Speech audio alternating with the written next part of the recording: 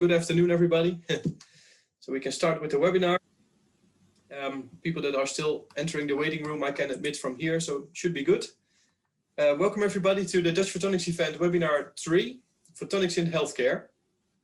And this afternoon, your host for this afternoon will be not Frans Harren this time, because yesterday he had something private that he had to attend today. So very kindly, Simona Crișescu, his colleague, and also leader from the Exhaled Biomarkers and Exposure Group at Radboud, kindly wants to help us being the moderator, and of course also being an expert in the field. So that's really, really nice. Next to Simona, also Petra, my colleague, and myself will help you host this afternoon. There we go. Yeah, the Dutch Photonics event, everyone. This is normally how it looks like. This was in Delft, and yeah, like you see, normally there's a big conference and there's an exhibition floor, many companies there showing their products, networking activities, matchmaking, etc. But as mentioned in the other webinars, it's not possible at the moment, but we really like to bring the conference to you this winter months, and that's why we are here at the third webinar. And today, it's all about photonics in healthcare. We have 5 very interesting presentations for you, I think. And each presentation is about 15 minutes per speaker, so, and followed by 5 minutes for questions and answers. Like mentioned, is Simona. Petra and I will also help her monitor the chat and any questions that may arise. If it's fine by you, we would like to share the participants list and companies or institutes of the people who are here. If it's not good that your name is on the list, please let us know. Otherwise, we would like to email the list. And special thanks, of course, go out to our program committee. These are the experts that help us throughout the year in various meetings to set up the conference, all experts in their own fields. And this is really, really important, of course, to make an interesting program every time. So special thanks to you. And some practical tips before we start. Please leave your camera on as much as possible, if it's possible for you. Mute your microphone, by the way, of course, if you're not talking. And if there are any questions, please raise your hand or let us know in the chat. And yeah, I would like to wish you a great webinar. And I would like to give the word to Simona, our new expert moderator for today. Thank you very much. Thank you very much, Ron. So good afternoon, everyone. So I'm Simona Crișescu. I'm leading a group at Faculty of Science, Radboud University in Nijmegen. My expertise includes research on biomarkers in exhaled breath using laser-based spectroscopy, as well as mass spectrometry, from discovery to clinical validation. I am working over 20 years in this field and have conducted many studies in collaboration with national and international medical centers, and some of them leading to novel insights, as, for example, real-time assessment of lipid peroxidation in surgery and perioperative medicine. So thank you very much for being present today at the seminar. As you could have seen it, the organizers succeeded to bring together a group of multidisciplinary researchers presenting today from academia, medical centers, as well as companies. So allow me to start today with our first speaker, Ruud Verdaastok. He is professor of health technology implementation at the Technical Medical Center and member of the Biomedical Photonics Imaging Group at the University of Twente. He will present an actual topic we all have added to our outfit today. So the myth about mouth masks unmasked, real-time airflow and droplet imaging to study effectiveness of personal protection in view of COVID-19 spreading. The screen is yours. Okay, thank you. And I will start sharing my screen for the presentation. And also the computer sound.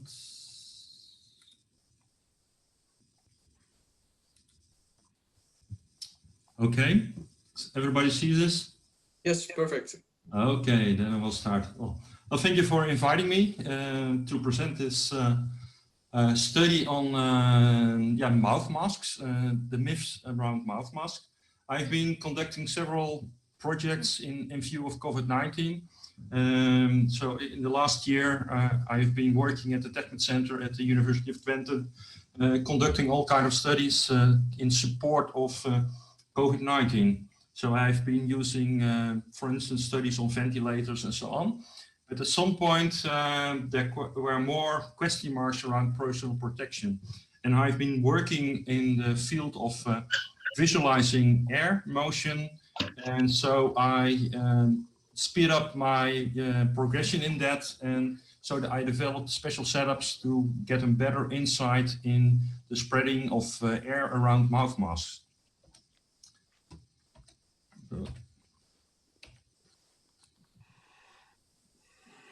So I'm using an imaging technique what is from origin based on Schlieren imaging, although it is a new modern version of Schlieren techniques, which is based on a digital Schlieren effect. And I can so use it to visualize very small differences in temperature and in that way the density of air. And so when you breathe your air, it's hot air, of heated air, and it has a different density, and I can visualize that. I also use different techniques by, for instance, background illumination to visualize droplets. And I'm also using other techniques to see the spreading of droplets. And in this way, I can study how does the air motion go when I breathe, when I talk, when I cough, when I sneeze, what happens when you cough in your elbow. And also I have studied the difference between different mouth masks. And that way I can have an estimation as to the distance of the spreading and the potential and also the quantification of this. So how does a real-time background-oriented Schlieren technique work? You take a high-resolution background pattern. In this case, it's a line. So I have big posters with lines on it. It's about 3 lines per centimeter. And then at about a distance of 5 meters, I have a camera which zooms in on the line pattern. And when I'm standing in front of this poster, about midway, and I breathe, there is a very small distortion of the line pattern. And when I do a digital subtraction, I can enhance that very minimal change in the diffraction of the light from the lines coming to the camera. And this is a very nice way to have a digital enhancement and see air motion. So this is how the setup looks like, more or less. So in the background, you see the line poster, somebody in the middle in between, and the camera on the left. And I'm also using another technique to visualize droplets. And that's using a fluorescent fluid, which is you can just drink. It's very, well, and it's not toxic. And you put a little bit of drops in your mouth and you start talking, shouting. And then afterwards, at a distance with UV illumination, you can see the spread of the droplets towards over a large carpet or on a head with a mask in front of you. So this is how it looks like when you breathe. So you see a big cloud of heated air coming from your mouth. When you sneeze through your nose, it's a big jet coming out with high speed. And so the air motion goes up to many meters away from you. And very particular is if you just would say the alphabet, each vowel gives a different kind of cloud of air in front of you. So an A has only minimal motion, but an F is when your mouth is just contracted, it gives you a smaller opening, and half a liter of air is coming out from there when you give a puff, and then you have a jet of air going further away.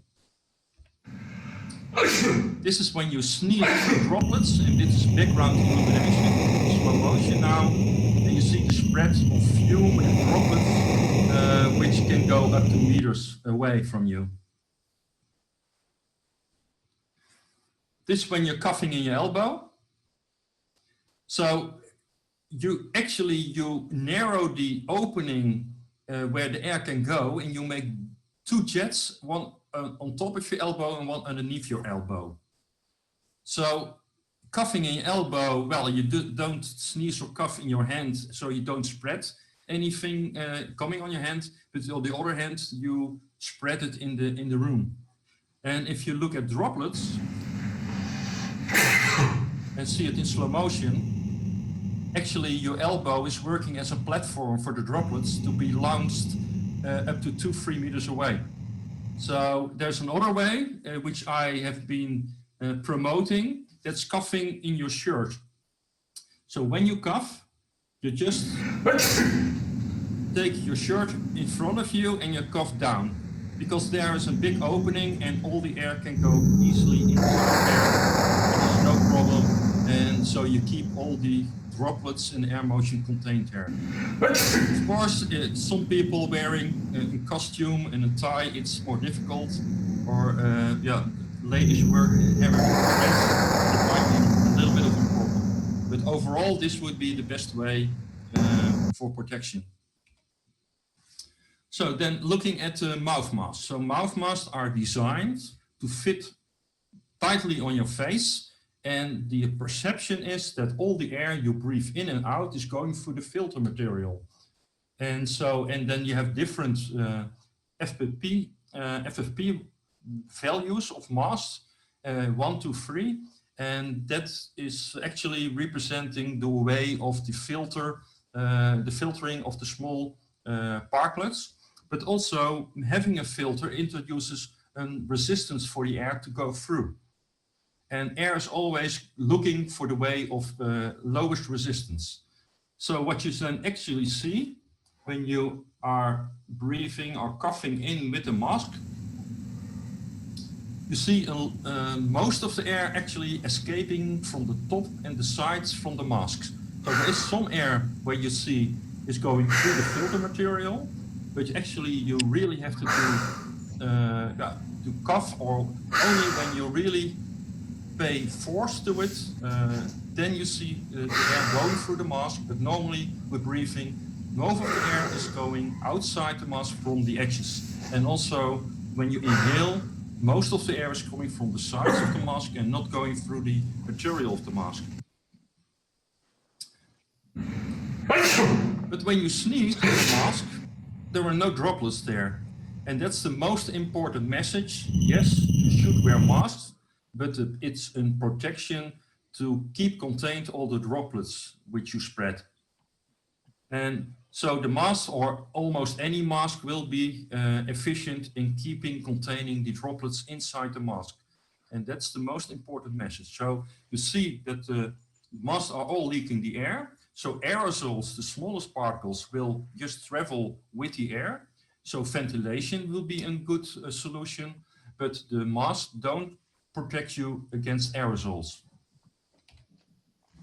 So I developed myself a new kind of mask, a hybrid mask, which is an enclosed face shield.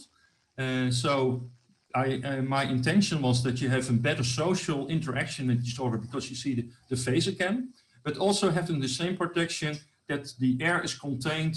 And so there is a cloth around the mask, closing of the face shield, so that there are no droplets coming out, and also the air motion is limited. And with this mask, if you do this visualization, you don't see any air motion, or hardly any air motion around the mask. One of the fields which I had an interest in this mask were singers. So since there were an outbreak of the virus in a big choir in Amsterdam, where they had a lot of infections, everybody was pointing, in a choir, there is a large spread of the virus. And if you look at somebody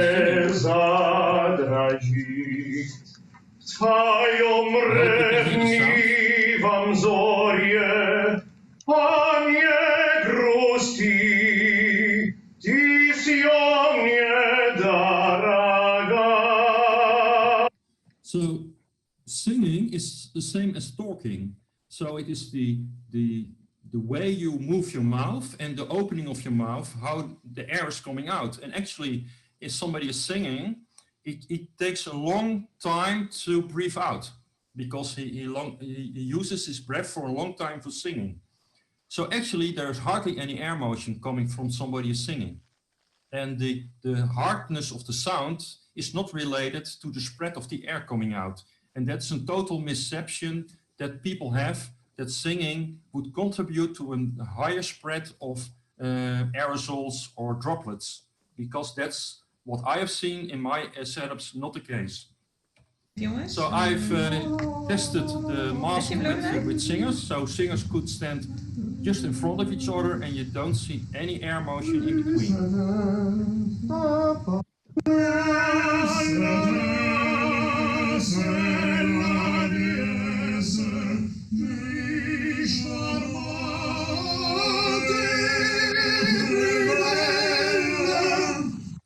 So in that way, people can sing together. They test the mask. It's comfortable enough. Of course, they like to sing without the mask, but with the mask, they are able to sing and with a safety for both themselves and the environment.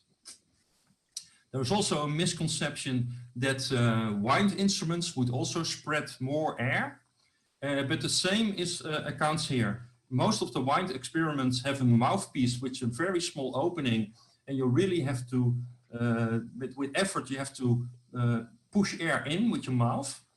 But at the other end of the instrument, where air is coming out, it has produced a lot of sound, hard sound, but there's hardly any air motion on the other end of the instrument. So actually the air motion was such low that I couldn't visualize it in a normal way. So I had another trick. I had a heated wire, and so I can visualize the hot air coming from the wire, and when I blow or breathe, you see the motion of the heated air flowing away. And I could use this to see the air motion from a wind instrument. So let's start with the tuba.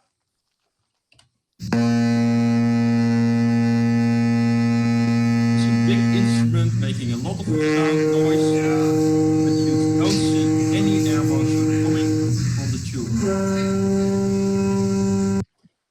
That saxophone.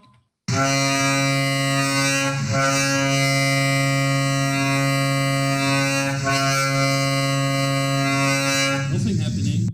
The trumpet.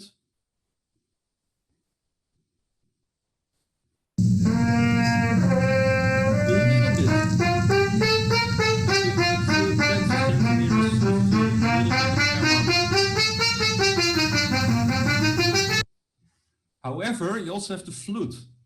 The flute which you blow on the side, but you blow over the flute. So actually you're blowing air in the air at a distance. So this is the major exception. And in this case, you see air motion at 1 meter or more. So if you would have the wind instruments of an orchestra, maybe you should banish the flute in this case, but all the other instruments are safe can be played. So in summary, you can conclude, so singing and wind instruments do not contribute to the spreading of the air or aerosols and are as good or bad as normal talking. So the spreading of the droplets, I use that as a way also for a general public to understand what's happening. So I'm standing in front of an head at a distance of about half a millimeter, and I'm taking the fluorescent droplets in my mouth. And of course, this is quite exaggerated. It's comparable if speaking to somebody in a bar at loud sound at the background, and you would be close to somebody with some drinks in the mouth, and then you would spread it. And then in that way, you the whole head is like a shower full of small droplets with fluorescent. But if you would wear a mask, all those droplets would be kept contained within the mask. So that is pretty convincing. If you would have a face shield, you are better protected against droplets because they also protect your eyes. So for the mask, only your mouth mask would protect. In case of a face shield, it also would protect the rest of your face. So that would be, and I think that's the reason why people like in the test places, the test labs, are wearing both a mouth mask and a face shield, and also in hospitals. And on the other end, if you wear a mask yourself, the droplets are also contained within the mask. Maybe they would come out a little bit on below, at the bottom, but they would contain most of the droplets. So overall, I think this method of a large-scale airflow imaging gives you a good impression of the potential spreading of virus through the air during coughing and sneezing and talking and singing. So I hope it will contribute to the better understanding of the effectiveness of protection like masks. Today I had a television crew with my setup today, and there was a question about wearing double masks, so wearing one normal mask and a cloth mask on top, if that would be a better protection. And I've shown with my setup today that is no use. It doesn't give you extra protection. This will be broadcasted by Edition NL either tonight or on Saturday evening. So singing and wind instrument do not spread aerosols more compared to talking. Coughing in your elbow is not a good idea. It's not effective, so coughing in your shirt would be the best alternative to that. And so mouth masks don't give you protection against aerosols, so only ventilation would be an effective way. But you should wear masks anyway, anytime, because the droplets, it will be contained, and droplets are the main source of the spreading of the virus. Okay, so I would like to thank you for your attention, and I will take questions if possible. Thank you very much, Ruud. So good to hear that wearing mask does offer protection, and we see from your experiments that that's the case. I don't see any question at the moment in the chat. Oh, one. No, it was just a compliment. I have a short question for you, Ruud. Have you investigated what's the flow during inhalation? Because so far it's all about exhalation, and the mask protects from whatever comes from outside, but also from the person itself. But there is a motion during the inhalation, so we also inhale. So can you say something about that? Yeah, so with this setup, I cannot see inhalation. So I developed a new setup, and I'm now doing my first experiments with that. So I didn't include it in this presentation, but I'm using a thermal camera, and I can see the inlet of the air, the airflow cooling the rim of the mask. And in that way, I can prove that there is actually also, when during inhalation, also air from outside the mask is coming through the edges inside the mask. And so in the next presentation, I'm happy to show these new results. Yeah. Okay, thank you.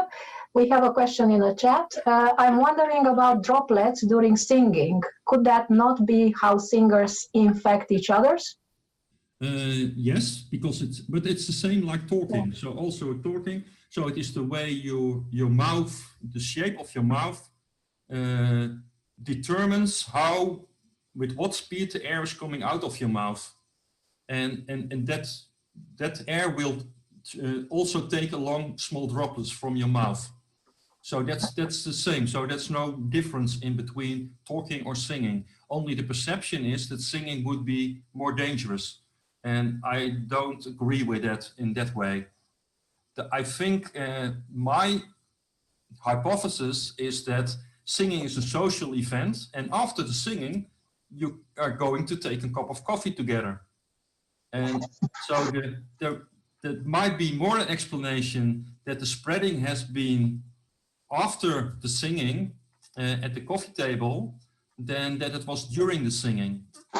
And the same applies especially, I think, I protected the second wave by already with the hypothesis, young people are in the discotheques in Spain, and there's loud music, so they come close to each other, they speak, they have a lot of fluid in their mouth, and there's an all spreading of droplets, and they will take that disease back to the Netherlands. And exactly that happened. So that was the reason for the second wave, the start of the second wave.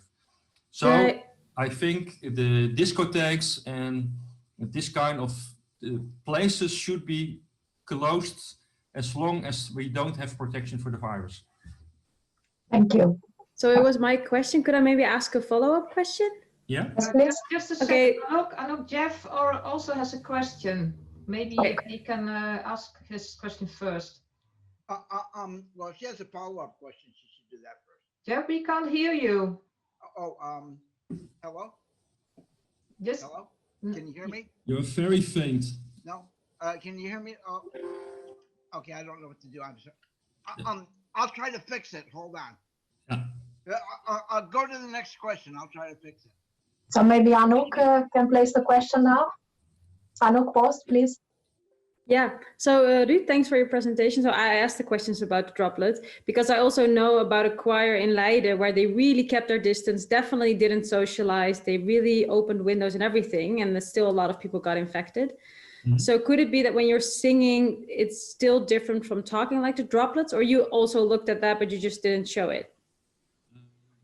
I had some different singers, and it is a difference in what kind of, if you have a more stochastic singing, like a forceful German song, it's more forceful, and then you would more be like shouting.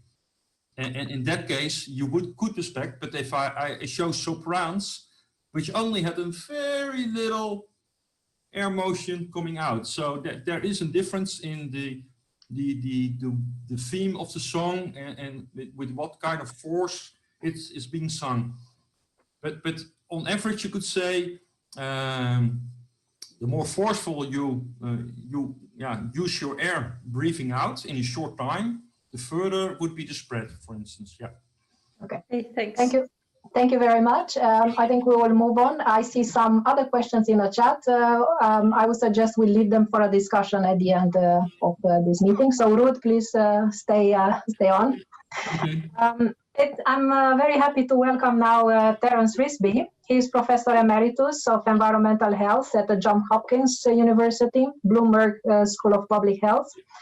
Terence was a founding member of the International Association for Breast Research and the Journal of Breast Research. He is one of the pioneers in our breast research community, being dedicated his work to reveal biomarkers in breast in relation with the biochemical processes in the human body and the functional status of various diseases. And he used intensively gas chromatography for gas detection, but when real-time monitoring of gas biomarkers in breast became possible, thanks to photonics actually, and specifically laser-based spectroscopy in mid-IR, mid-infrared, he realized the potential and explored it directly into clinical settings together with clinicians. So his talk today is Photonics, a real-time in vivo assessment of human hemostasis. So thank you very much, Terence, for joining us. The screen is yours.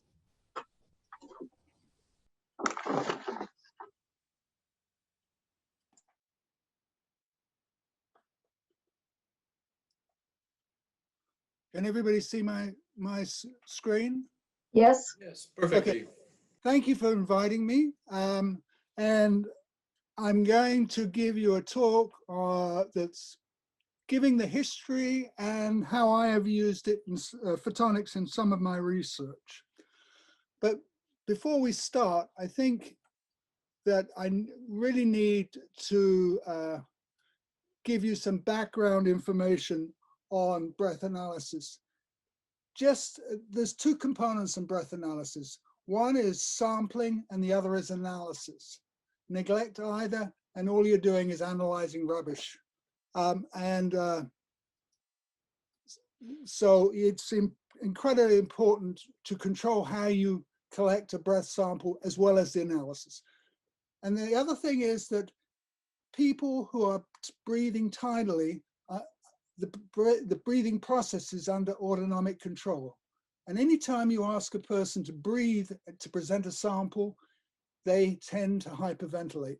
Men hyperventilate more than females. We've already seen that breath is a complex mixture of gases, aerosols, and particles. And how you collect breath depends on what will be analyzed. If you collect in bags, you'll only get volatile, stable VOCs. If you collect in real time, then you actually obtain a molecular profile of breath. Breath is a mixture of a number of components. It's a mixture of molecules and their metabolites from inhaled air, current and historical, or from dermal absorption. Molecules or metabolites derived from foods and beverages, and finally, at the lowest concentrations, molecules produced by anabolic and catabolic reactions that occur throughout the body. I thought I'd give you some information that for everybody. If we take, for example, a 75 kilo male or female with a body surface area of 1.7, they will have a tidal volume when they're breathing under autonomic control of about 600 mils and a respiratory rate of 10 to 12 breaths a minute with a dead space of 130 mils and an alveolar ventilation of about 4.7 liters per minute. This means that the person inhales about 360 liters of ambient air per hour when they're breathing tidally. When you breathe out, molecules change in composition and concentration during the breathing cycle. When you breathe out, the first part of your breath, which is the anatomic dead space, is in fact the air that you've just breathed in. Then you breathe the airway out, and finally the mixed expired. You never get alveolar breath sampled unless you use a bronchoscope. And as far as I'm concerned, endogenous breath molecules originate from biochemical processes occurring within the cells, within the oral nasal cavities, pulmonary system, organs, and tissues throughout the body. So the first thing is, if you're trying to sample breath in real time, the ideal way is to ask a person to breathe. And asking them to breathe is difficult. And it's actually, the previous talk has helped in terms of playing musical instruments. When I collect a breath sample, I ask a person to imagine they're either whistling or breathing out trying to blow an instrument. And the typical flow that we use is 50 mils a second. And we do this by having a critical orifice in the device. And we monitor, since we don't measure flow in real time, what we do is we measure mouth pressure. And so we can measure the mouth pressure, which is related to the flow. And we monitor mouth pressure and the concentration of carbon dioxide. And this is based on the ATS-ERS method for determining airway nitric oxide. So this is a typical system. Person breathes through his mouth. They have a one-way valve. The airway pressure or the mouth pressure is monitored continuously, the critical orifice. And after the critical orifice, you extract breath with into a monitor with a pump. And at the end, we have a CO2 monitor. So this is a very simple device. It's disposable and it's easily decontaminated. This is an example of a breath profile of a single breath. The top bar is the exhalation of carbon dioxide, and you can see the first second, a little over a second, you're breathing out room air. Then you're starting to breathe out, and you finally, after 5 seconds of breathing out, you're approaching the end tidal breath, which is about 42 millimeters of mercury. And the trace below is the airway pressure or the mouth pressure. And you can clearly see after 1.5 seconds, the person has achieved the required mouth pressure and that maintains for the rest of the breath. And the whole breath cycle is go over in 8 seconds. Okay, I think I want to start by making some statements that may be a little controversial, but I happen to believe them very absolutely. And that is, do unique biomarkers exist for diseases? Unique biomarkers originate from ingestion, inhalation, or dermal absorption of foreign substances. Anything else anything gets into your system, those could be unique. They'll also come from the metabolism by endogenous bacteria, virus, or fungi within the body. But the onset of disease results in the changes in the concentration of breath molecules, not the production of unique breath biomarkers. Disease does not produce novel biochemistry. It inhibits or induces enzymatic pathways.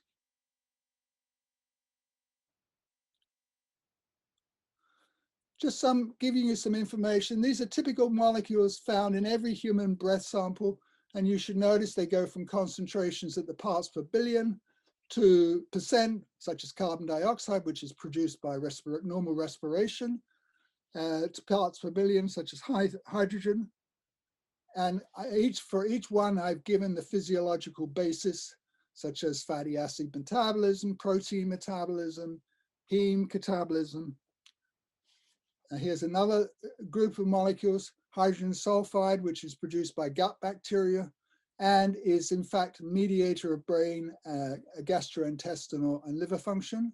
Isoprene, biosynthesis of cholesterol, and obviously methane and oxygen. Obviously, when you breathe out, you're only breathing out about 17% oxygen and you're breathing out 5% water. And actually, the fact that there's high concentrations of water and carbon dioxide is a problem for photonics.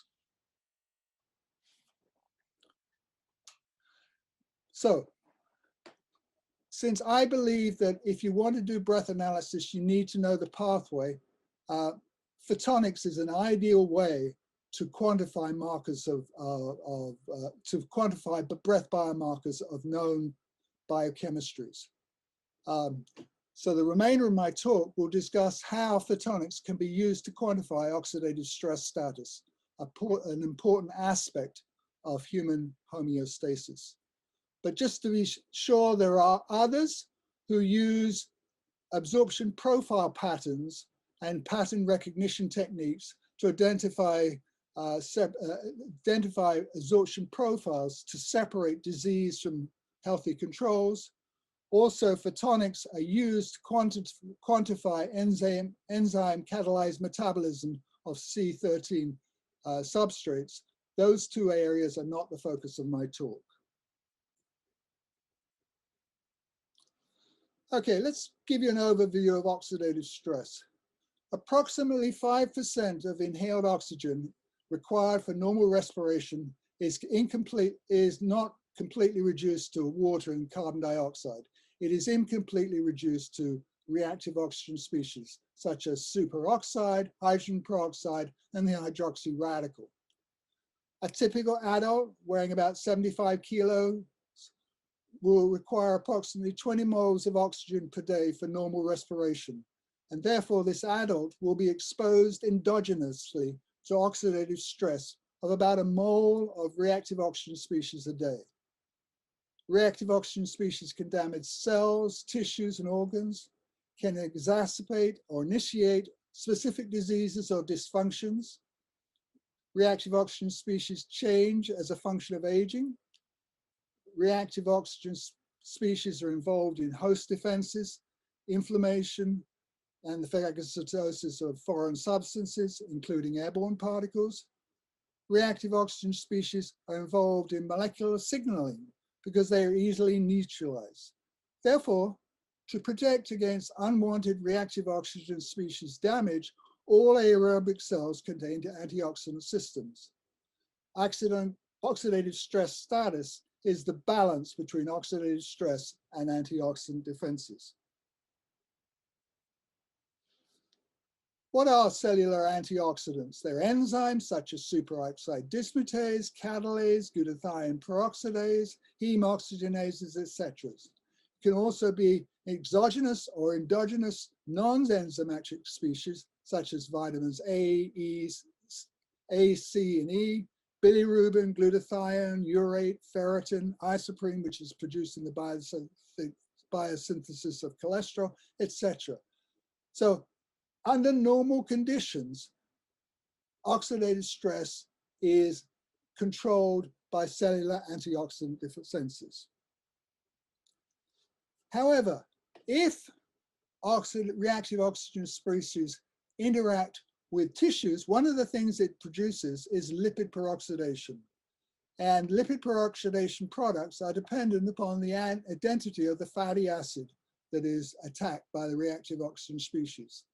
And some of the products of lipid peroxidation are straight and branched chain hydrocarbons, such as ethane and ethene, conjugated dienes, lipid peroxidase, lipid peroxides, aldehydes, ketones, fatty acids, and isoprostanes. All these species can be measured in breath in real time using various analytical methods. What are the potential uses of biomarkers of lipid peroxidation in breath? Breath biomarkers of lipid peroxidation can be used to follow therapeutic interventions, such as surgery. It can be used to, and it can be done in real time during the surgery, or can look at pharmacologic interventions, in which case you will see the benefit of pharmacology relatively quickly in breath. Lipid peroxidation can occur acutely or chronically. Acutely, when you're looking at something that's therapeutic like radiation or surgery, and acute markers in breath are hydrocarbons, since these non-polar chemically inert molecules will cross cell membranes rapidly, enter the bloodstream, and be excreted in breath. Chronic markers will enter the bloodstream more slowly as a function of their vapor pressures, polarities, stabilities, and will be excreted via breath more slowly.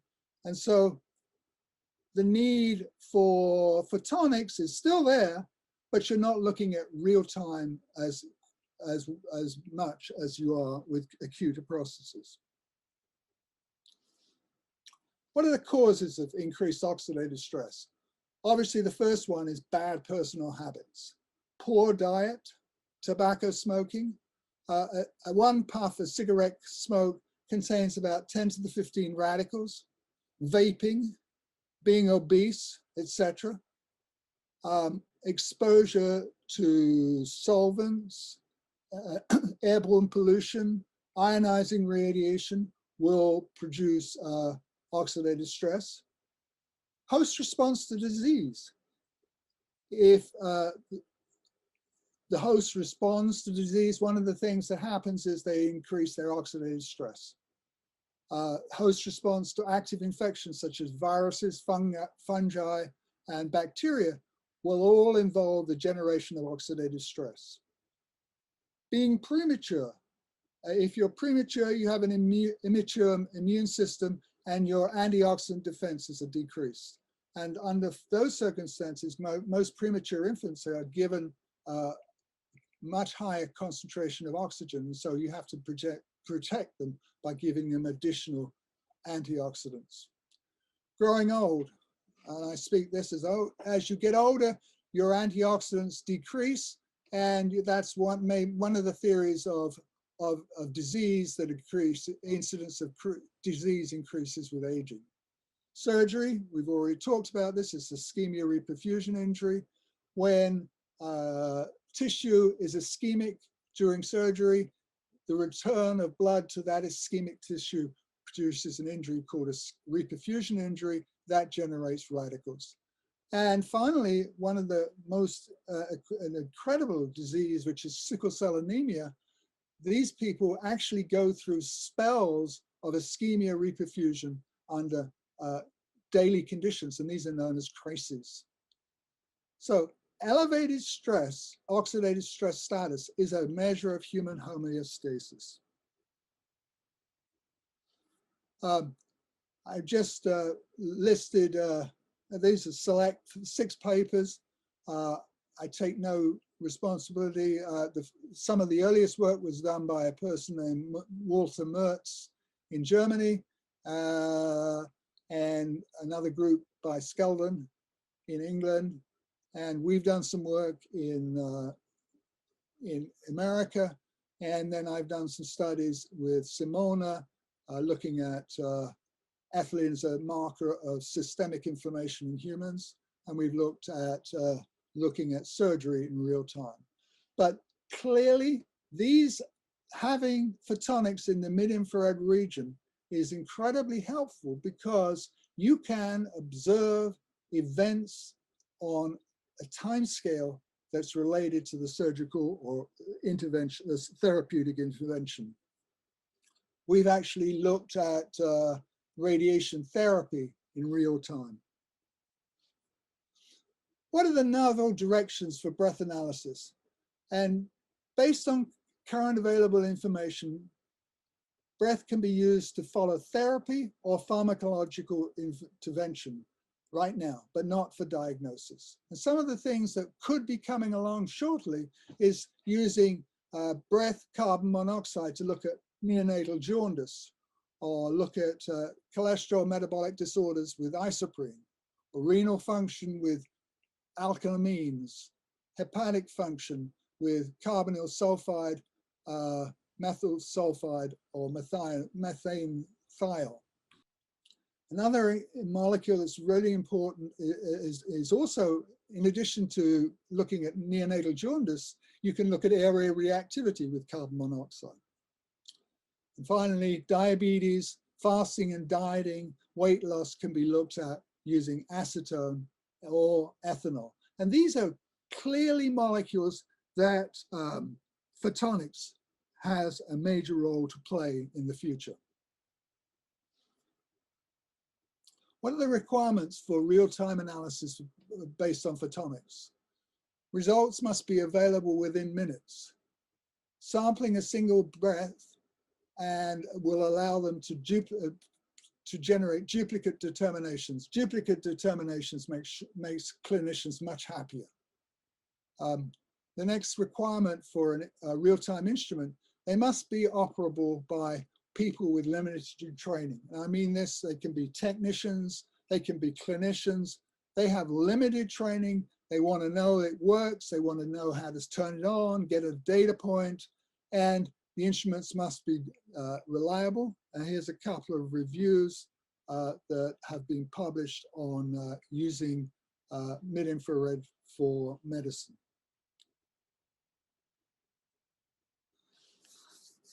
I want to finish and talk about, and actually it's quite interesting from the previous talk, much of the research that has occurred in the past, in the last, and when I talk past, the last 40 years, has been pre-pandemic. And the parameters that we normally use when we collect a breath sample for analysis in the past, we asked the person not to exercise for 12 hours prior to the breath analysis. We asked subjects to fast for 12 hours. Remarkable, we had to ask people not to use mouthwash in the morning of the test. It was quite remarkable how many people you would ask, say, we're going to take a breath tomorrow, and they would come in and they've washed their mouth out with mouthwash because they didn't want to have bad morning breath. We've not studied smoking or vaping because cigarette smoke or vaping contains multiple compounds, and trying to find, subtract those molecules from breath analysis is too much. And we use disposable mouth membrane filters in the mouthpiece. And we always allow the study subject to equilibrate in a room prior to breath sampling. so that we don't get people, we give them about 15 minutes to just relax and come in. Post-pandemic, what the problem is, everybody is potentially infectious, and collecting breath, you're right there collecting breath, and there's no mask for the subject is not having a mask, and you're potentially subject to receiving infections. So all personnel should wear PPE. All breath sampling devices should be disposable or sterilizable between patients. Rooms should be decontaminated between patients, because during breath collection, the patient isn't wearing any protection, so that the room is contaminated. And all instruments have to be decontaminated after use. And finally, we need to practice social distancing of study subjects that are waiting for the next patient. Okay, in conclusion, clinical breath analysis using photonics. Are we there yet? From a clinical standpoint, progress has been made.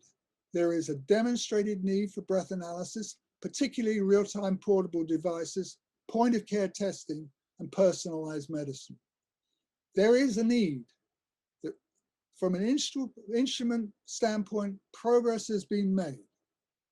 Photonic devices suitable for routine clinical use are in various stages of development, mostly by researchers in academia or research institutes.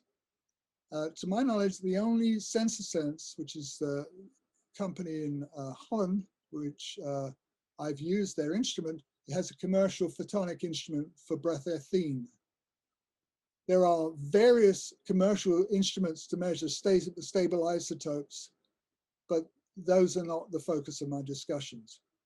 But the final question is, are these available real-time devices suitable for use during COVID-19 pandemic? And that I don't know right now. I'd like to take a time to answer any questions. And so at this point, I'm open to questions. Thank you very much, Terence, for such an inspiring talk. A lot of information to take over, I think, for photonic technology people. There is one question from Rasko Pashkovic related on oxidative stress. Yes. Hello, thank you for the presentation. I was wondering on your slide when you talk about oxidative stress causes, if you could go back to that one. Or perhaps I can just, it's easier if I just ask directly. So you draw a causal link between, for example, obesity and oxidative stress causes. To me, it's obvious how you can determine the correlation between these two, but how do you determine causality in this case? I'm sorry if I implied that was oxidative stress causes obesity. If you took that, I'm sorry, that's not true. What I'm saying is one of the things that we observe in obesity is, for instance, increased generation of ethanol, which leads to people who are obese have an increased incidence of NAFL, NASH and NAFL. They also have an increase in oxidative stress. Now, it may be that physically, I'm not saying that obesity is caused by oxidative stress. It's related. I'm saying that it appears to be increased with obesity. Understood. Thank you. Okay, and we are a little bit running out of time. I would allow one more short question from Herman, if I saw him putting the hand. Where is he? If that was me, that was not a hand, that was a applause. Okay, perfect. Sorry. Okay, very nice. So again, thank you very much, Terence, and he will be here for the discussion panel. Allow me to move on to our next speaker today, which is Peter Harpsma. He's Manager Product Development at Delta Diagnostics. and he will introduce us the aspects related to the transition from the laboratory to the commercial product in his talk entitled Biosensing from Proof of Concept to Product. So the screen is yours. Okay, so can you see this blue screen? Yes. Right. So thank you very much. Good afternoon. Yeah, so my name is Peter Harmsma. I work for Delta Diagnostics. But I'm not sure. Well, anyway, I'll just keep on going. Part of this work also originates from work at TNO, because Delta Diagnostics is a spin-off company from TNO, founded in 2018. A very nice view, I can tell you. See, my internet connection is unstable. I hope it's going okay. Our ambition is to work on label-free biosensing, make it accessible to all, to stimulate the scientific breakthroughs. That's basically what we aim to do. So the team is currently 6 people, but I don't want to bother you too much with the whereabouts of the companies, but go to the technology. So the technology that we use is based on waveguides. Waveguide is basically like a wire with a high refractive index, higher than the ambient index, which means that once you are able to squeeze light in this wire, it will remain confined there because of total internal reflection. And in this way, you can actually play around with the geometry of these wires, make them wider and bends and connect them and so on, to achieve certain optical functionalities. And you can also play around with different materials like silicon insulator, even polymers, indium phosphide, and so on. And then you can make chips similar to the way you make electronic chips. You can make these photonic chips to achieve photonic optical functionality. It's basically like Lego. So you can make all these components and put them together to make the circuit that you need. So an example of such a circuit is a ring resonator. You can see a photograph, a view of a chip. So light comes here in this waveguide, and part of the light is coupled to this ring-like structure. Basically, you can imagine that the light that you measure at this side or at this side, it depends on the round trip phase of the light that travels in this ring. So every time the light goes back here, part of the light is coupled from the ring outwards to this waveguide and interferes with this light. And depending on the phase difference, you get either a lot of light or very little light. And because the phase depends on the wavelength, the function of wavelength, you get these resonances. Well, you can see a few examples of ring resonators over here, mostly originating from work at TNO. And you can use these ring resonators as sensors, because part of the light is not actually fully inside the waveguide. It travels outside. It's what you call the so-called evanescent field. You can see a calculation of the electric component, electric field component of that light. Typically, expressed in terms of power, roughly 10% is typically traveling outside the waveguide, which means that if something happened directly within the reach of this evanescent field, it will affect the phase of the light traveling around in the ring. And you can use this to make a biosensor. So what you do is you apply antibodies on top of the waveguide, and then you expose your sensor to body fluids like urine or saliva or whatever. And then if a biomarker, specific biomarker in that sample is present, is basically the counterpart of the antibody on your waveguide, will bind to this waveguide, as shown in this schematic. As a result, if this happens within the reach of the evanescent field, it will cause a measurable change in the refractive index. And in this way, you can make a sensor. I don't know where these blue things come from.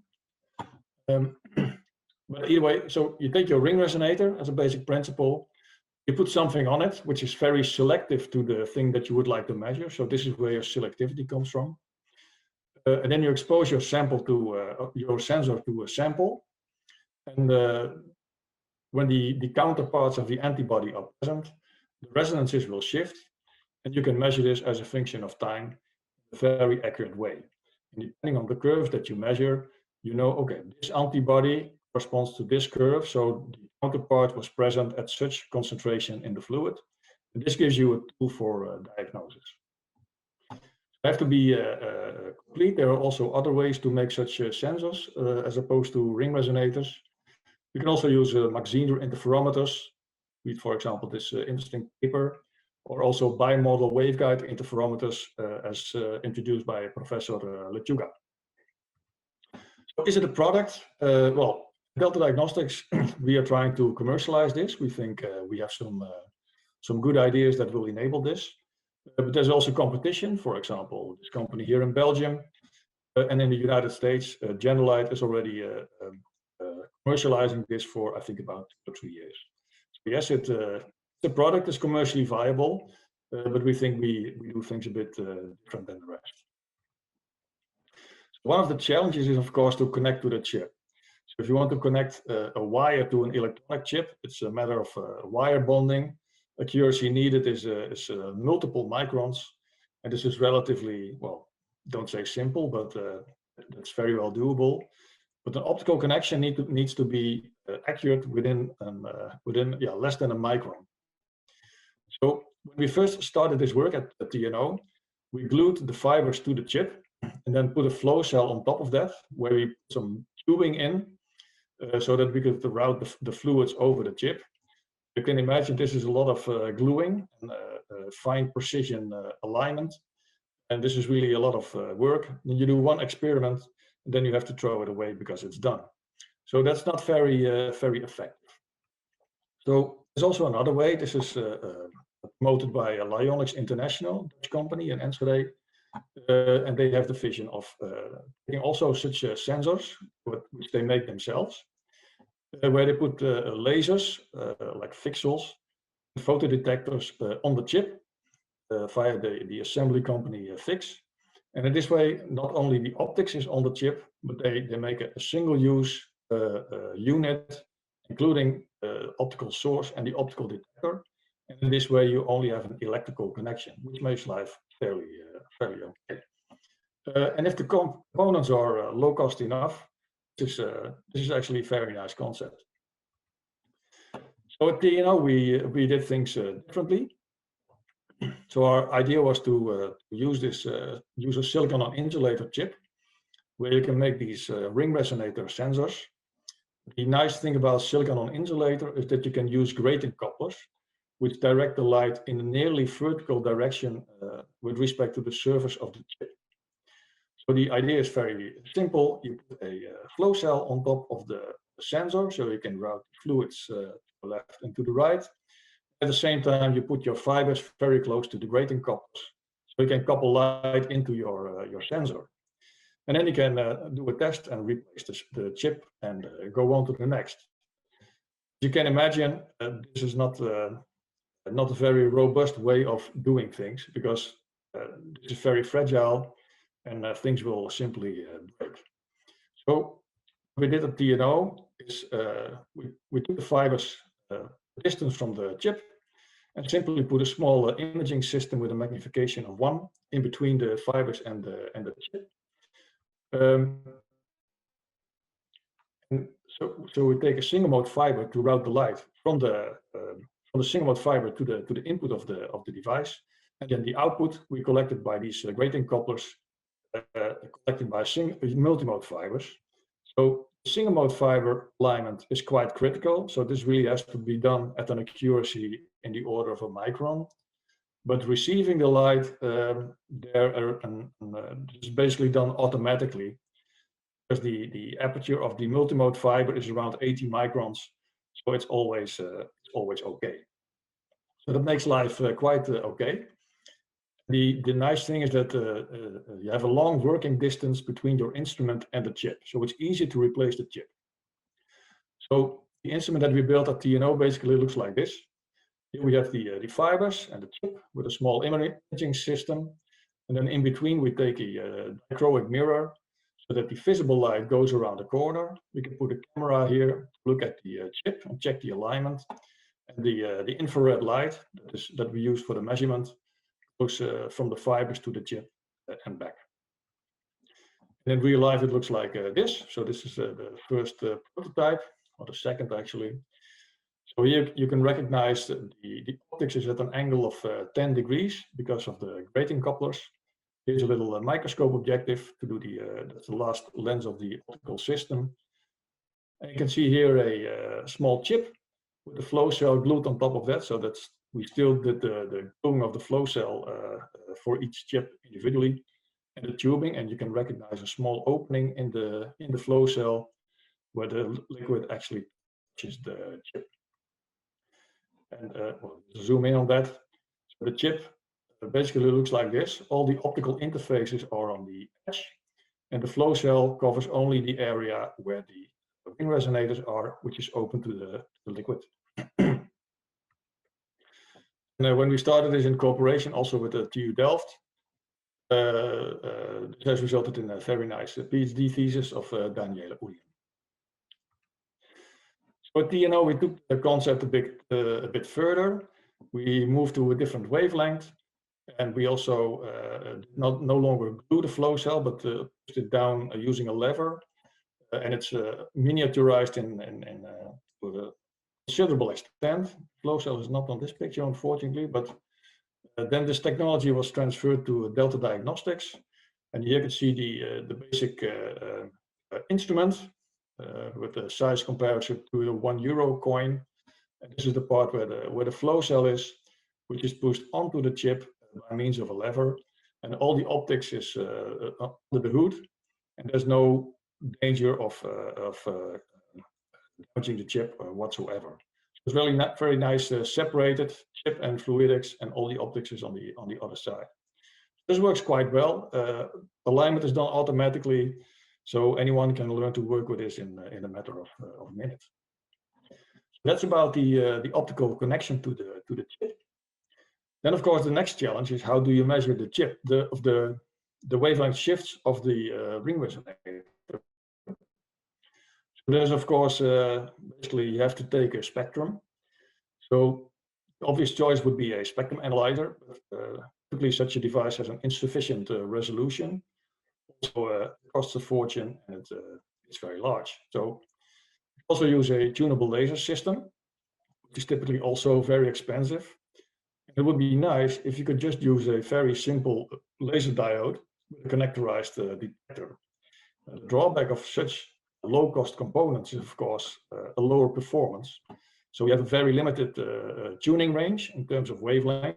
So you can tune by means of the current or by means of the temperature, and it may drift. And while you are tuning, you don't know exactly let's say the wavelength as a function of time. So it's not that bad actually. So here you have a graph from, so you can see as a function of wavelength, the response of, my internet connection is unstable, so I hope you can still hear. So you can see the response of a ring resonator. You can see actually both ports, which cause either a dip in the transmission or a in the transmission. And the idea is that if you take your ring resonator and make it long enough, then the resonances will be very close together. And then you need only a very small tuning range of your laser. And then even with a very low-cost laser, you have sufficient tuning range to observe 2 or 3 resonances, which is sufficient to make an accurate measurement. To know exactly at which wavelength you are at which point in time, the nice thing about photonic chips, you can actually put a wavelength tracker on your chip. Because the chip, well, there's always a little bit real estate available.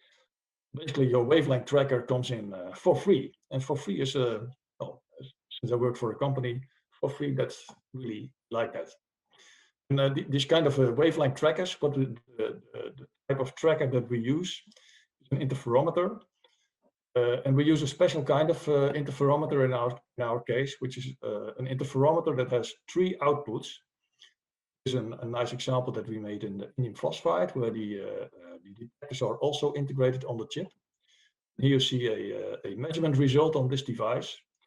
You can see that as a function of wavelength, you get these very nice interference fringes. And the three outputs, they have a phase difference of 120 degrees. So at any wavelength, there's always at least one channel has sufficient power, but also derivative of power with respect to wavelength. Which means you can, at any point in time, measure very accurately the wavelength, only based on the relative intensities of the detector. Essentially, what you do is, for such an interference pattern, have three unknowns, which are the modulation depth, the amplitude, and the phase. And of course, to solve for three unknowns, you need to have three equations. That's why you take three measurements. So you can solve for everything. And this works pretty well. And then the question is, of course, well, do you do your wavelength calibration only at the beginning of an experiment?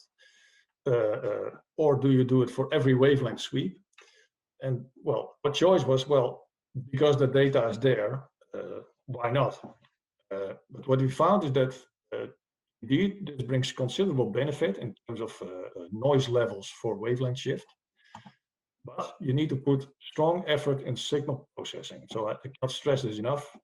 With decent processing, you can really gain orders of magnitude in noise levels. So this is really, really, really important.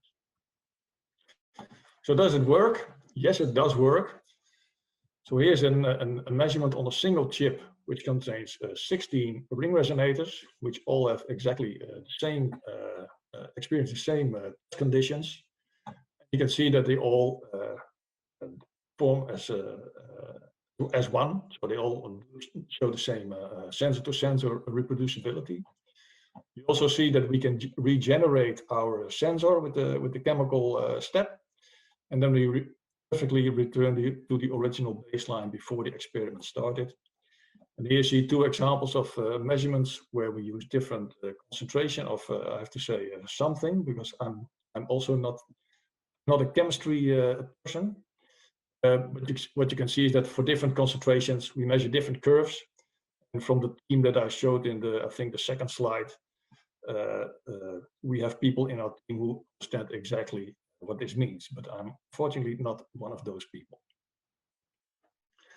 To summarize, photonic chips are really mature technology. Today, if you want to design your own ring resonator or interferometer chip, there are many companies, foundries who can make these chips for you. You can use their design kits, and when you submit your design, you get your chips the way you designed it. It will simply work the way you designed it. This is very mature, and also if you would like to get started on this, there are so-called multi-project wafer opportunities where you share your wafer with other users. And for a low cost, you can start making your own chips. For higher volume, you can go to business with these foundries.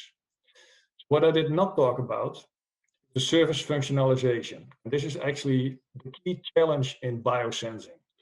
So because you measure very close to the surface, within the reach of this evanescent field, that's typically the order of 100 nanometer, measure basically everything that happens on the surface within this 100 nanometer.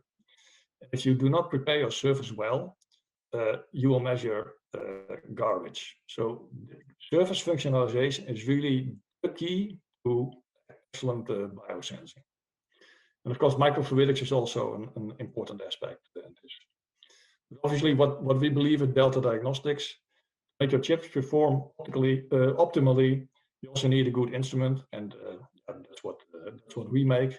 Also, with stress that software has put considerable effort in using software tricks to improve the performance of our instrument. So there's two last slides, very briefly. I'd like to point your attention to a small opportunity, which is called ActFast. It's a European project, and what we do, we provide technology support for both companies, but also for researchers. So what we can do for you is feasibility studies, prototyping or testing, whatever, basically anything is open for discussion. 25 European research institutes who have a lot of experts who can work for you. So if you are in need of heavily subsidized support in terms of photonics, feel free to visit these websites and see if this may be interesting for you. So far, we have supported over 100 companies and several research groups as well. So this could be an opportunity for you. I'd like to bring this to your attention because this COVID is hard to visit conferences which just are not. That's it from my side. Open to questions. Thank you very much. Thank you very much, Peter. Sorry, we haven't heard clearly the last sentences, but definitely your slide was more than speaking from the information was there. I see no question in the chat. I have one very short. If a research group would like to start using your product, can you please inform me how much that would cost? Oh, that's a difficult question. So I have to be a bit strict here. So my role is purely to let's say, kick off the company for developing the instrument. And in terms of financials, my problem is I have no commercial block from any commercial activities, and that's okay. So please contact Delta Diagnostics. Sorry, so I hope in a time we didn't hear you properly. You didn't give us any price. So actually, you haven't provided any number. Okay. And there is another question from Linda. I would like very much to leave it for a discussion, if it's okay with you. So thank you very much, Peter. Yep. See you at the discussion panel. And now we move on with our next speaker. We go to clinical ones. So our next speaker is Professor Dr. Wouter Nagengast. He's a clinical gastroenterologist at University Medical Center Groningen. And he will talk about his fascination, if I may say that, for optical imaging, particularly focusing on a new endoscopic technology, and that is fluorescence molecular imaging in diagnosis and treatment follow-up. So Wouter, please, the screen is yours.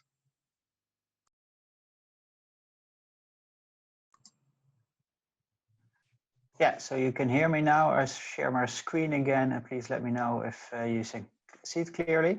I hope everything is fine now. Yeah, we can hear and see the screen. Perfect. Yeah, so now a bit more on the clinical part. I would like to show you some possibilities and opportunities to use optical imaging in daily clinical practice. I would like to say something about fluorescence molecular imaging, maybe for diagnosis, but also for treatment follow-up. The work we are doing in our lab called Optical Molecular Imaging Groningen, which is a collaboration of different departments. I'm personally a gastroenterologist, so I'm doing a lot of endoscopy procedures, but part of the work is also done at the surgical department and dermatology department as well.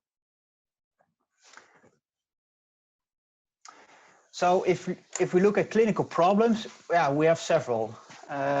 One of the problems is sometimes with normal white light, and it can be white light just by using your eyes, but also white light by endoscopes or laparoscopes during surgery. It's difficult to look to find subtle lesions, and that's partly because just the morphology itself doesn't give you sufficient contrast to detect these lesions. Here are two examples which are difficult to detect. For instance, small polyps or small malignant lesions in the colon or the esophagus, which are hampered by, the detection is hampered by the fact that on white light images, these lesions are just too subtle to detect. On the other hand, we have also patients with completely different problems. They have large lesions or they have an inflammation. And clinically, we have trouble finding biomarkers, for instance, to predict a response, to verify response. or to stratify patients for certain therapies. And especially in the era nowadays with multiple therapies becoming available, both in oncology and in inflammation, we have a complete toolkit of novel therapeutics, but it's difficult to decide which drugs should be used for which patient. And the question is therefore, could we get better insight in drug expression, but also can we get better insight in drug distribution at the target level itself? Yeah, so far there's a lot of experience in molecular fluorescence molecular imaging, but especially a lot of preclinical data is available, because it's easy to perform all these experiments on rats and mice, but getting these technologies into the clinic is more complicated. And therefore clinical translation is still relatively scarce. And that's mainly because you need a multidisciplinary team. You need pharmacists, you need technicians, you need chemists, you need biologists and doctors to perform this work. Before you can put something into a patient, a fluorescent trace, for instance, it needs to be GMP produced under certain conditions. And you need clinical imaging technology, which is also capable of visualizing or quantifying your signals. At the UMCG, we have an extensive molecular imaging program already for many years, in which a lot of departments work together on the development of new targeted tracers. And for hardware, we work closely together with several other universities and also companies, mainly with Technical University Munich, for instance, Erasmus Rotterdam and VU. So what is molecular imaging? Very briefly, for instance, here you see an image, a video of dividing tumor cells, and on these cell membranes, they can, for instance, have growth factor receptors. And these biological processes can be visualized by peptides or small molecules. For instance, you can inject them into the body, tag them with a radionuclide or a fluorophore. It travels through the body, finds its target, hopefully, and then this biological process can be visualized. And this visualization can be done with PET imaging. Clinically, that's most often done, but it's as demonstrated in this image, but it can also, of course, be done with optical imaging, using, for instance, fluorescence imaging. And the breakthrough in targeted fluorescence imaging, so using really molecular probes targeting specific biological processes, was published now already 10 years ago by one of my colleagues, Jo van Dam. And it's demonstrated nicely in patients with metastatic ovarian cancer, as shown on the movie over here. I can hope you can clearly see the moving. You see an abdominal cavity with tumor lesions, but by just white light imaging, it's difficult to detect during a debulking surgical procedure where these lesions are located. However, if you inject these patients with a tracer targeting the ovarian cancer cells and tag it with a fluorescent tracer, you could nicely see the lesions. So by real-time imaging, you could guide the surgeon in where he should resect the lesion, and thereby you really see the benefit of real-time molecular imaging and the use of it into the clinic. So this was the first example 10 years ago, and since then we made quite some progress. So first we made progress in developing tracers, fluorescent dye, fluorescent medications, all produced on a GMP, in a GMP facilities or by companies. And these tracers can be monoclonal antibodies, they can be peptides, they can be small molecules. And it's all depending on your clinical question or the problem you would like to solve, what kind of tracer you would like to use. We made progress in development of technology, and mainly in the field of endoscopy. No commercial endoscopes are available visualizing, for instance, fluorescence in the near infrared. So we developed systems ourselves, but not only focus on visualization of the fluorescent signals, but also on the quantification of the signals, making it thereby less investigator dependent and more objective. And this was all done in a multidisciplinary team. So I would like to give you just a few examples of what we are doing at the moment, or what we have done in the past. It's good to realize that over the last 10 years, we've finished more than 15 clinical trials, including more than 300 patients. So a lot has been done, but just some examples. For instance, in the field of esophageal cancer, there's a medical condition called Barrett esophagus, caused by reflux.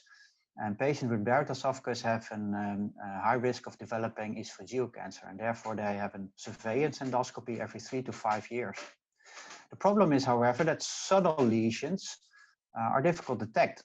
So we take random biopsies every centimeter to see where there's any dysplasia, so pre-malignant stage of cells possibly forming esophageal cancer.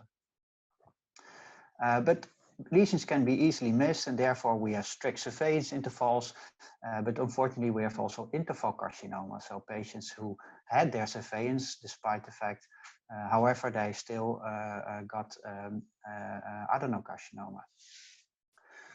So we try to use fluorescent imaging as a better detection tool compared to normal white light imaging, and these are some examples I would like to share with you. On the left bar, the left column, you can see the normal image I have during my endoscopy procedure with white light imaging. And you all understand that on the top lesion, you see a clearly early stage adenocarcinoma of the esophagus, and you don't need any advanced technology. I mean, this everybody sees and can be treated directly or a couple of weeks later. However, if the changes, the morphological changes are more subtle, like in the second image or the third image, or even are not feasible by white light, but only can be detected by small biopsies, it can be beneficial to add technology which can visualize the biology instead of using just white light. And interestingly, indeed, we could demonstrate that our fluorescence imaging could detect even these subtle lesions, as we seen in the third and the fourth row, and demonstrating that it outperforms white light imaging. And currently we are finishing a phase 2 study with 60 patients in which these results are still the same, demonstrating that indeed fluorescence imaging can be used in a clinical daily practice. And this is just 5 minutes extra for the doctor, so easy procedure. Important, however, is when you're performing this clinical trials, everybody is of course always interested in the clinical image. For instance, here during breast cancer surgery, it's interesting that you can demonstrate that indeed breast cancer can be detected. However, we standardly use an analytical framework because it's also very important to, after removal of the lesion, you track down towards the microscopic level your tracer to be certain that what you see in vivo is indeed the biology you expect, and thereby validate your in vivo results with extensive ex vivo testing. However, and some of you I think are familiar with this, if you do quantification of light, which might be important if you need to make treatment decisions based on the amount of fluorescence, you need to be aware that the optical properties have high influence on the fluorescence signal you obtain. As demonstrated in this 9-well plate, 9 different fluorescence signals. However, they are all the same. Just by changes in scattering and absorption, you see differences in fluorescence. So to perform quantification, you need to have information about the absorption and the scattering of your tissue itself, and you need to have information on the fluorescence, otherwise you cannot do quantification. And together with the group in Rotterdam, which had developed for other purposes multi-diameter single fiber reflector spectroscopy to get information on the tissue itself, the characteristics on the tissue itself,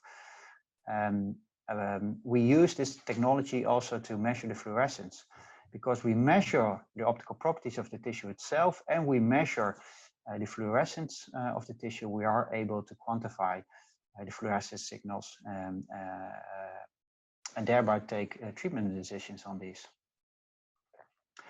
Why would you do that? Well, for instance, if you look at drug distribution, inflammation, for instance, these are some images On the left, you see a normal colon, so a large intestine. And on the right, you see 2 pictures of patients with severe disease, like Crohn's disease or ulcerative colitis. These patients are young at age, and due to their inflammation, they have a high morbidity, reduced quality of life, and they need lifelong medications. And at the moment, we have several drugs available, 3, 4 monoclonal antibodies. However, we don't know which treatment we should give to the patient. Response rates are around 30%, and normally clinically we have need to wait for 3 to 4 months before we know whether the patient is responding. So getting better understanding on how the drug gets into the tissue and maybe thereby better elucidate how the drug works and stratify patients would be helpful. So we labeled indeed one of the fluorescent of the drugs we use in these diseased patients and looked whether we could indeed track the medication. And this is shown on the image over here. On the left, you see some images of inflamed tissue, where indeed we could see accumulation of the drug itself at certain spaces, compared on the right to images of non-inflamed colon, in which we didn't see any accumulation. Subsequently, we take biopsies, and these biopsies are scanned, for instance, with an Odyssey scanner to see the fluorescence. And indeed, in non-inflamed tissue, we see hardly any distribution of the drug, while in inflamed tissue, we saw fluorescence. And then we go from the microscopic to the microscopic level and track the fluorescence to see exactly where it's located. We go into the detail into the inflamed area, and there track down the drug. Why? To see how the drug is distributed, whether we have sufficiently dosed the patient, but also to get understanding into the heterogeneity of the disease. But because sometimes you see areas which have sufficient drug and respond to the drug, but also areas which don't show any response. And this is clinically very important. And due to the fact that the fluorescence can be nicely detected directly towards the target cells, we have better understanding, and ultimately we use this to guide patients, to stratify patients for certain therapies, to see whether indeed the target cells are available and indeed patients are adequately dosed. This is not only possible in inflammation, but this can also be done in an oncology setting. For instance, over here, you see on your left image, 2 white light images of a rectal cancer. Cancer in the last part of your large intestine. And before start of treatment, we looked at the distribution of the therapy itself. And indeed, we not only visualize it, but we also quantify it using the spectroscopy technology. And we could demonstrate indeed that higher fluorescence levels were correlated to good response on the therapy. Subsequently, we looked also after therapy. Normally, patients go to surgical resections after the neoadjuvant therapy. However, 30% of the patients don't have any cancer cells left. And the question is whether we should do large surgery on these patients or we should just have a wait and see policy. But to make these decisions, you need to have a form of quantification. So again, we use fluorescence endoscopy with quantification to see whether we still saw fluorescence, to eventually decide whether, or we thought whether there was still residual disease, so cancer cells left, or indeed a complete response, so no cancer cells left anymore. Indeed, with fluorescence imaging, we could identify the fluorescent signals and correlate these to pathology. And by quantification, we could stratify residual disease, so tumor or dysplastic tissue, from normal tissue with quite a nice ROC curve. And thereby, indeed, compared to standard methodology, so MR imaging or white light endoscopy, have a quite good accuracy in discriminating residual disease versus complete response, and thereby improving personalized medicine to these patients. Of course, this is a first in human study with only 35 patients, but I think very promising results, and we are extending these now to a larger phase 2 clinical trial. So in summary, at the moment, therapy is often empirical, and we give just certain therapies or certain drug to certain patients without any stratification of these patients. And we hope that fluorescence imaging is one of the tools, not the only one, but one of the tools, combined with, of course, all the other technologies we have available in the hospital, to improve diagnosis, to improve treatment follow-up and better stratify patients, get the right medicine for the individual patients, and thereby improve quality of life, but also for society, have cost savings. What are the main hurdles? Yeah, I think we really need to perform valorization of these results, so we get them indeed into the clinic also in non-academic centers. And interestingly, this technology, which I just demonstrated in this presentation, was mainly focused on gastrointestinal diseases, but it's also applicable in other diseases like rheumatoid arthritis and dermatological diseases. And it can also be used in other medical products. So this is my short overview to show you what's feasible at this moment in the clinic. I'm of course happy to take any questions. Thank you very much, Wouter. Very interesting and very accessible, I think, for our audience, including the technical ones. I see no question in the chat. Okay, Ruth has a question. Yes, please. Yes, thank you for the nice presentation. We are at the university developing a phantom, especially for endoscopic fluorescence imaging. So would there be any interest from your side for such a device? And are you the phantom itself or or an endoscopy device? What do you mean? Well, it's a phantom which you can use looking through an endoscope. So nowadays there has been development of fluorescent phantoms, but for open surgery. So those are very big phantoms, and we have developed a small scale phantom, so you can calibrate an endoscope or endoscope camera for fluorescence. Yeah, no, that's definitely interesting. So I would be definitely interested in that. We've ourselves also developed a small phantom in which we can put a small endoscope probe into. And indeed, because I think it's very important to, before your procedure and after your procedure, you have knowledge on, for instance, the fibers and the quality of your fibers you're using, to make sure that the signals between patients are comparable. And thereby standardization and the use of phantoms is just very important. So definitely interesting to see what kind of phantom you have been developed. Yeah. Okay, let's keep in touch. Okay. Yeah. Okay. I think I see no questions. If some may come, we will have time in a discussion. Thank you very much, Wouter, for your talk. And we will move now to our last speaker for today. It's Dr. Stefan Lampert. He's optomechatronic engineer at confocal.nl, and he's talking about a new microscopy technology, and that's called rescan confocal microscopy in live cell imaging. The screen is yours. Thank you, Petra, for having me. Let me first share my screen. I can select the proper screen then, which is this one. Yes, we can see it. Awesome. Okay, cool. So thank you, everybody, for being at my presentation about the rescan confocal microscopy for live cell imaging. My name is indeed Stefan Lampert. I'm working as an optomechatronic engineer at Confocal. And Confocal is, I want to say, a sort of a startup, but I think we now grew out of the startup phase and more like a scale up. We have 13 employees now, about 11 FTE. Making good business, so I think we can say we are currently a scale up.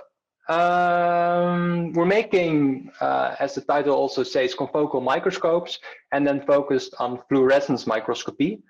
So I'm very happy with the previous presentation that already gave a good introduction about fluorescence and interest of that in the health sector. since our microscopes are used in the health, but also just in biological research. To start this presentation, I first want to focus on fundamentally the function of a microscope.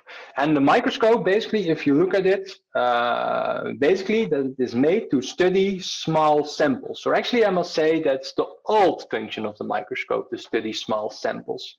If you look at the new function of the microscope, you can more say that it is not about studying of small samples, but digitalization of small samples.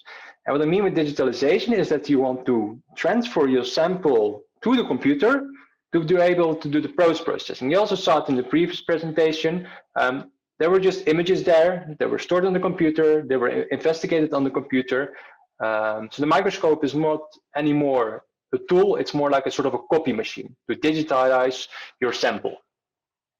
Within confocal, we're specialized in, I can say, digitalization of small live samples. And we mean with live samples is cells that are still living while you're looking at it. To give an example, I have here a small movie. So what you see here, I think I can get a pointer here.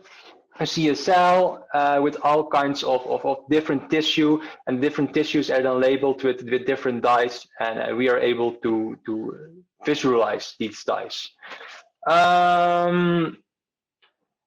What you also want to do is not only, this is for example a 2D image of a cell. Often you're also interested in having a 3D image of your cell, and this is especially a very evident example of where you see that you have a big gain if you digitalize your sample. For a normal, if you just look through a microscope, you cannot make a picture like this. You should really go to the digital domain for this. Here we have another example. So this is a mosquito. Just a normal mosquito we have flying here around. And also here you can see that you can really make a 3D image with a high detail. Here we have another example of a cell which is three-dimensional, different colors labeling different tissues. And therefore you can really see what's the three-dimensional configuration of such a cell. So this all is cool to see. It's nice eye candy what we have here, but there are some problems, and these problems I can show you with this image. Here you see yet again a cell, and when you look at it, you don't see that much happening. Of course, you see some things moving, but if you have a close look, you see that it gets dimmer. Also, when the movie rewinds, you see that in the beginning it's bright, and in the end it's relatively dim. I think I should be able to show this also if I go back to my arrow.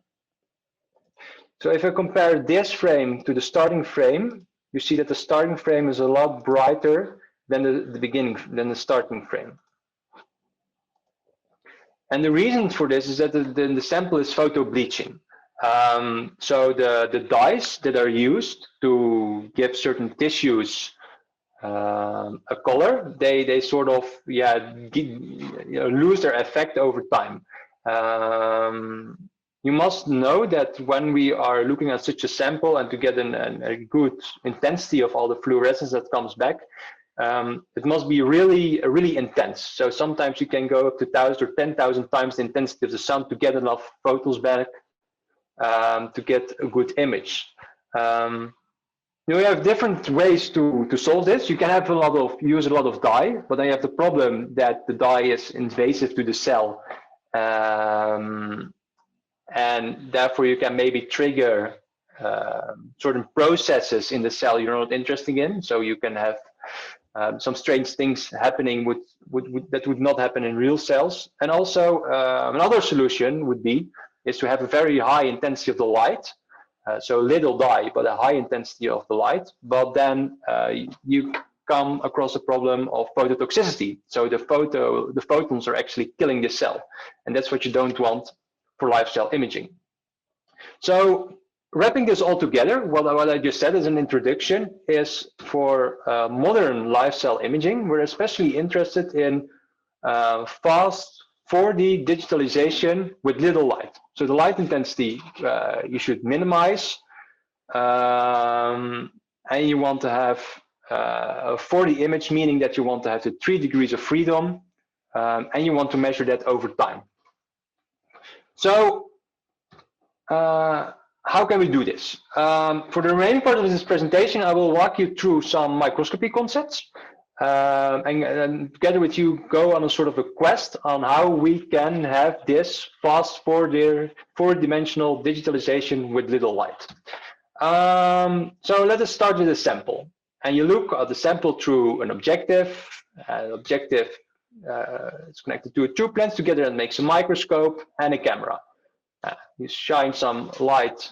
I get my laser pointer back. You get some light on the sample. You see a certain dot, some information, and in the end, this information is through these two lenses projected on a camera, and you see it on the camera, and therefore it's digitalized. And we know this concept is a wide field microscope, or just a normal conventional microscope, nothing special here. If we have a second information dot here, the light from here goes to the lens set, goes to the camera, and we see second dot in the camera. So if we look back to our goal, so fast four-dimensional digitalization with little light, we can be fast. That's pretty much instant. Digitalization, since we use a camera, and we have little light, since we can catch a lot of photons.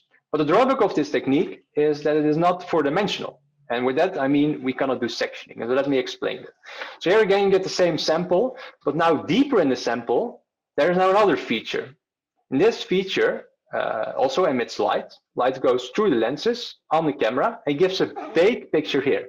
So the deeper tissue is sort of making your whole picture vague. So this is not going to work. So we need something else. And therefore, we now remove the camera.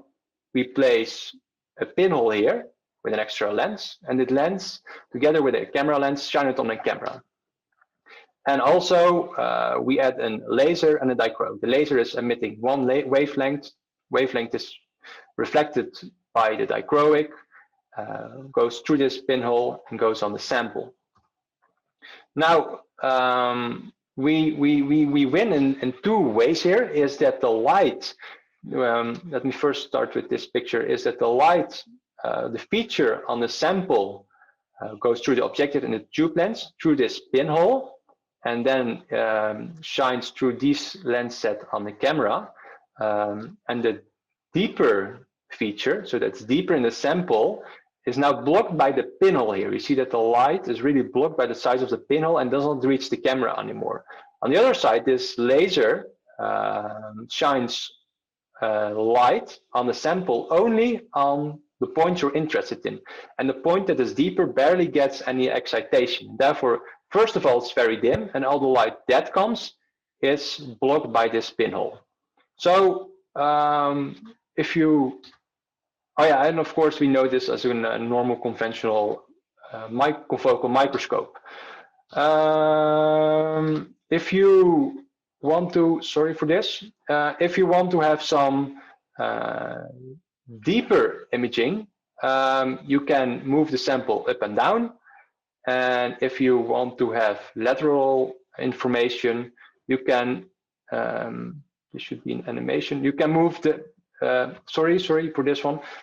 You see now, if you have the problem here that if you image out of the center, that the light emitted from the sample is also blocked by this pinhole. Therefore, you must be able to move the sample up and down to have all the information of your sample. If we go back to our goal and look at this concept, we can say we have four-dimensional, since we can have information from our sample in X and Y, and also in the depth in the Z direction. We have digitalization, since we use a camera, use little light, because we can collect a lot of photons, but we're not that fast. And the reason for this is that our sample has to move up and down, left and right, and that is fairly slow. Therefore, we have to do another trick. And this other trick Therefore, we have to make a new optical configuration. So let us do that. So here again, we start with a sample. The light of the sample goes through an objective, tube lens, and we go to a scan lens, and we go to a scanner in this case. The scanner is able, the scanner is then in a mirror that it changes angle. And by changing the angle, you can look at another piece of your sample every time. So if this angle a bit is in the center, you look at the middle of the sample. If the scanner is a bit off center, so the mirror of the scanner is a bit off center, you look at another side of your sample. This is then connected to a pinhole to get your confogality. Then this information is projected on a camera, and of course we have a laser to make sure that we only eliminate a tiny spot on the sample. And this is conventionally known as a laser confocal scanning microscope. So this is pretty much, I think, the standard of confocal microscopes currently used. Pretty much all laser confocal scanning microscopes. Let's go back to our goal. We want to be fast, four-dimensional digitalization with little light. So we can say it's four-dimensional, since we have X, Y, and Z information. We can digitalize it. We use little light, but we're not so fast. And for going to the speed, I want to show you this table. So here on this table, you see the use of a camera with a speed, and that's about 100 hertz. You can image a sample. And with that mean 100 hertz is 100 information points. And for a whole sample, you easily need millions of information points, and that's only one slice of what you see. So that takes a very long time if you want to image. Therefore, you can use a PMT, or a so-called photo multiplier tube. And this is pretty nice because this has a speed of 100 megahertz instead of 100 hertz. So it's like 1,000,000 times faster. So that you win a lot with that. So that's cool. But therefore, you do need to change your optical configuration slightly. So here we go back to the configuration we just looked at. And we're now going to change this camera with a PMT. And I must say, as an engineer, I really like this concept, since it's, if you go back from this one to here, you reduce the amount of optical components, which is always good. And you can just put the PMT somewhere behind your pinhole, and it is good. So if we then go back to our goal, we want to have fast 4D digitalization with little light. We are fast, that's good. We can do 4D, we do digitalization, but not with so little light. And the reason for that is, going back to our table, is that the quantum efficiency of such a PMT is rather low. For a camera, you can go up to 80%, sometimes even 90%. But for a PMT, if you have a 30% PMT, it's already a good system, but often it's also lower.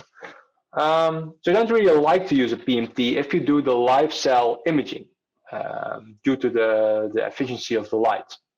So we at Confocal decided to go in another direction. So I want to go back to the concept I showed before with a laser scanning confocal microscope using a camera, which was too slow, but we can do a trick to make it faster. So we remove the camera, we add a second scanner here. It's basically the same scanner we use at the bottom, but we use it here at the top, and we rescan our information from the sample back on this camera. And now the fundamental trick we do here is that instead that all the information from this sample is concentrated on one point of this camera, you sort of spread it out. And therefore you make practically 1,000,000 tiny cameras. And if we go then back to this overview, we can add here an extra column of the rescan microscope, and suddenly the speed with that trick increases to about 100 megahertz with a quantum efficiency of 80%. So if you compare it to the conventional technology now in the industry, the PMT, that's about the same speed, but with a much higher quantum efficiency. So we like this. This is sort of the way to go. Back to our goal. We are fast, we are four-dimensional, we have digitalization, and we can do this with little light. So this is good. But this is not all. There is still some more things. And to explain this, I want to go to the following graph. This is quite some explanation, but this is the last few slides of this presentation. So please keep up with me, and after this, it's all easy still. In this graph, you see on the y-axis a normalized resolution. So that's the sort of the minimum features you can see from your sample. And on the x-axis, you see your pinhole size. So that's the diameter of the pinhole you use in the confocal microscope. For the XY resolution, so the lateral resolution of a confocal microscope, it goes sort of up from, let's say it's normalized, so from 0 up to, let's say, 1.4, and the corner is just over 1 area unit. If you add here the Z resolution, you see a slightly different graph. You start here at somewhere a half. You go sort of starts flat, goes slightly up to about 1 area unit, and then it really starts to go up. So if you look at confocal microscopy in general, if you want to have a very low resolution, and low resolution is good, you want to minimize this pinhole size. So actually you want to close this pinhole as small as possible. But you can imagine if this pinhole is really, really small, then not so much light comes through. And that's visualized with the current line here. So here you see a line is added. This is the normalized intensity. This intensity goes up to about the pinhole size of 1 area unit, and then it is fairly flat. So you see here right away there is a trade-off. You want for the resolution, both Z resolution and XY resolution, to make this pinhole as small as possible. But for the intensity, so the amount of light that comes through, which is important for the live cell imaging, you want to make it as large as possible. And often the trade-off that is done is at 1 area unit. Now, since we are within confocal now using the rescan microscopy concept, we can do another trick. So let's go to our optical configuration I showed before. An important note here is here we have the scanner and here we have the rescanner. Now the trick we do is this rescanner scans with twice the amplitude of the scanner. So if this makes an amplitude of, let's say, X, this is going to be twice X. And with this trick, if we go back to the graph, we get another line. So we'll add the line here for the confocal rescan microscope, and that is this line. And for this line, you see that the XY resolution, is fairly flat for the pinhole size, and the Z resolution in the end is the same line as this one. So you see here, if you want to have a high detail for your sample, or you want to have a high resolution, you can go to a smaller pinhole, or no, for the same pinhole size, you get in the end a smaller resolution without doing too many, how do you say, sacrifice too much of your light. So you get sort of the resolution of a closed pinhole for free with a rescan microscope. So if you go back to our goal, wanted to have four-dimensional fast digitalization with little light. With the rescan microscope, you get super resolution as a bonus to this. It says an extra added to this. To wrap up everything in what I just presented, we started with a wide field microscopy concept together with a camera. It was fast, we could digitalization, we have little light, but we couldn't do the 4D imaging because we were not able to do sectioning. Confocal with the camera, we can do the sectioning, but was not fast. We had the laser confocal scanning plus a camera. It's the same as confocal plus a camera. It's this four-dimensional and with little light, but it's not fast. Then you can use a PMT, which is fast and 4D, but then we cannot use little light anymore. So that's really not convenient here. But for the rescan confocal microscope, it's sort of on this field is the best of all. So you can and fast and 4D and digital, and you have little light. And as a bonus to that, you also have super resolution microscopy. So sort of the take home message from me to you is if you want to do live cell imaging, rescan confocal microscopy is the way to go. This I would like to end my presentation. Thank you for your attention. Thank you very much, Stefan. It was a very nice introduction in such an innovative microscopic technique. Are any questions from the audience? If not, I will have one.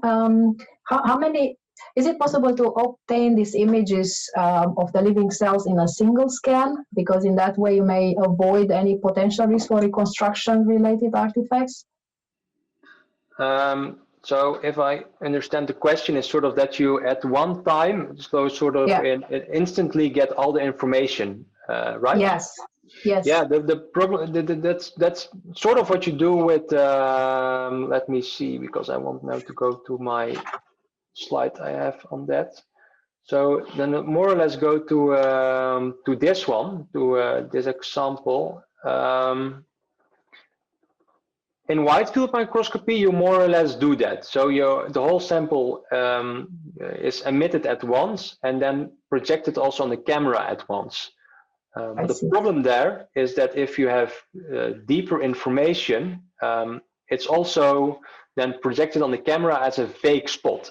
So if you would be able to get this away, then you also, if you look at it from the fundamental point at it, you also need a 3D sensor here at the camera to be able to get this 3D information out of it. Well, I guess this will be a new challenge and the next topic to discuss and to present. So, okay, indeed. Thank you very much, Stefan. Thank you very much for your talk. And actually, we are at the point now to thank actually all the speakers of this afternoon. Very interesting talks, as you could see. And we'll actually only from 5 top, but we could see the current applications of photonics to healthcare are very broad, from personal safety to label-free biosensors to imaging for guiding therapy, and also the last one, the microscopy. So we have seen all this progress and innovative, and it is certain that photonics is essential in the development of technologies in health. No doubts about that. So we invite all the speakers to be here, and I would like to address a few questions which we pick up from the chats, because now everyone had the chance to place the question after the talk, if you agree with that. I will start with the first speaker, Ruth. There are a few questions for you, and one was from Jeff. Jeff, if we could unmute your mic and place the question. I hope your microphone works now. No, I wasn't able to fix it. Can you hear me? I'm shouting really loud. Yes, it's good. Okay, good. Yes, I was very interested in the optical, the Schlieren optical system that you were using. First, a quick question. It's not very fundamental, but you have to do the subtraction of the two images. Is that done in real time or only post processing? No, everything I showed was in real time. So Okay, that's the new invention I made, that I was able to make it real time, which is I think at the moment rather unique.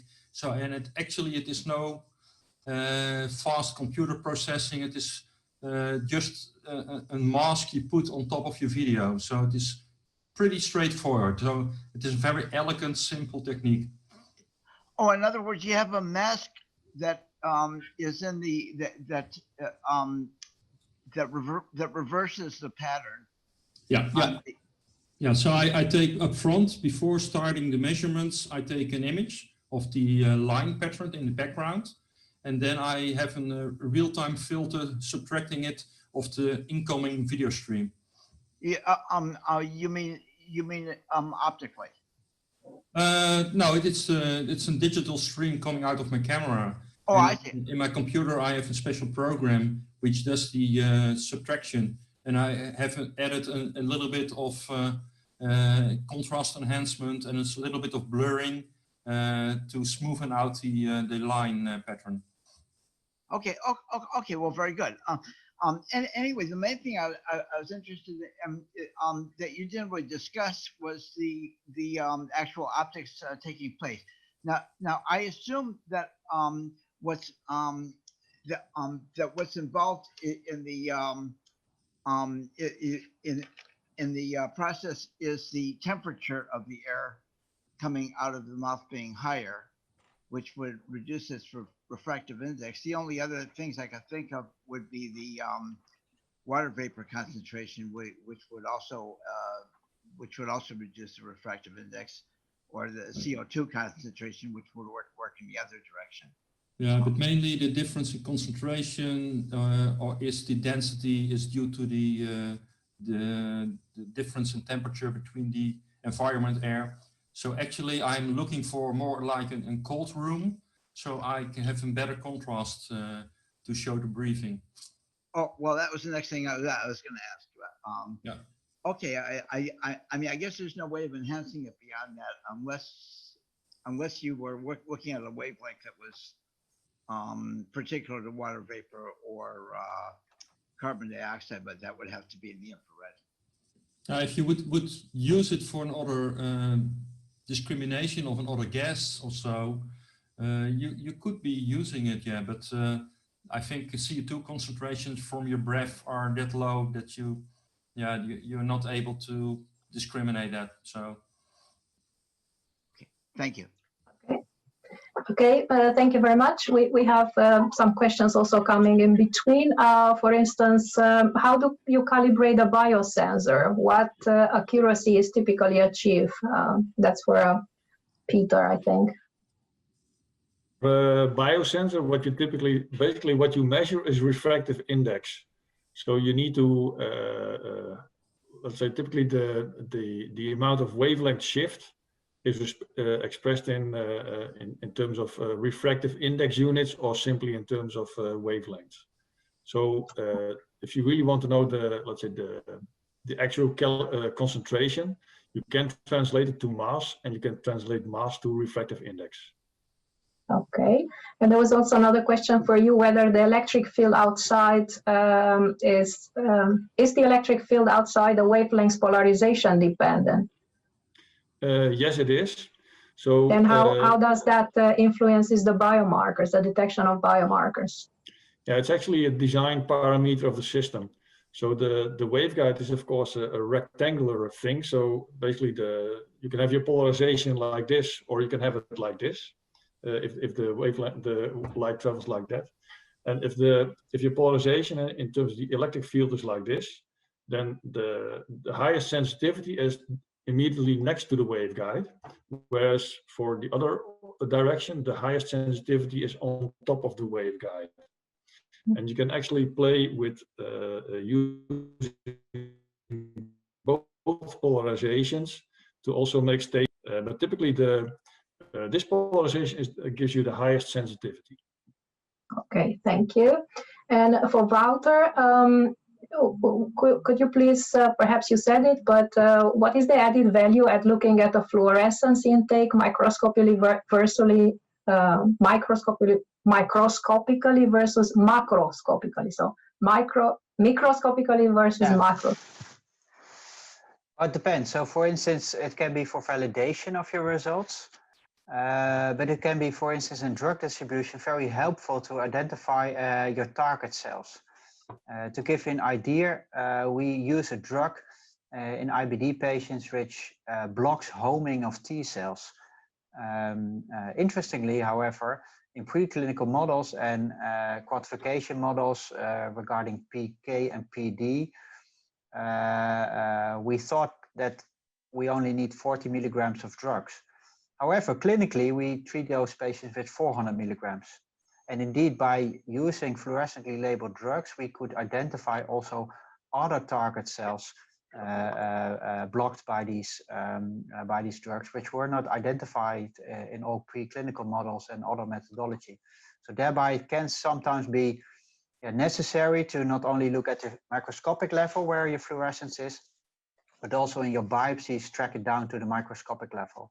So that's really dependent on your question. If you are looking at disease, identification during surgery or identification of small lesions, then the macroscopic view is sufficient. But if you have questions regarding certification of patients and get understanding on the mechanism of, for instance, drugs, how they work, then also the microscopic level can be very, very valuable. Okay, thank you. We go back to Ruth now. Still some questions about, for instance, on top of where the aerosols and droplets go, it would also be interesting to know how the loading with virus particles is affected by exhaling from the top of your lungs, because singers typically use more of their vital lung capacity volume, and the deepest lung parts might contain relative more virus particles.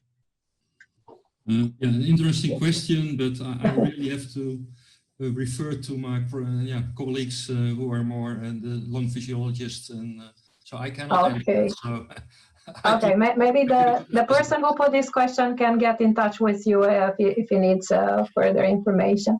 And yeah, so Terence, I also have a question for you. Terence? I'm here. Oh, sorry. Okay. So you have already used photonics, which has to do with light and everything light related. How do you see detection of biomarkers in exhale breath using chips or chip technology? If the chip is specific, rather, which is seldom the case, the photonics generally is much more selective than is chips. So therefore, I'm of the impression that photonics gives more selectivity than do chips. But though their electrochemical chips are very selective for certain molecules. So there are advantages. I mean, there are certain devices that are selective, but they're more electrochemically based chips, where you're looking at oxidation or reduction steps on the chip. The advantages are much smaller than photonic-based instruments.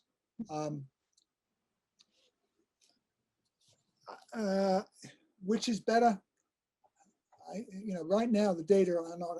A lot of people are using chips in a totally where they don't identify what they're separating using.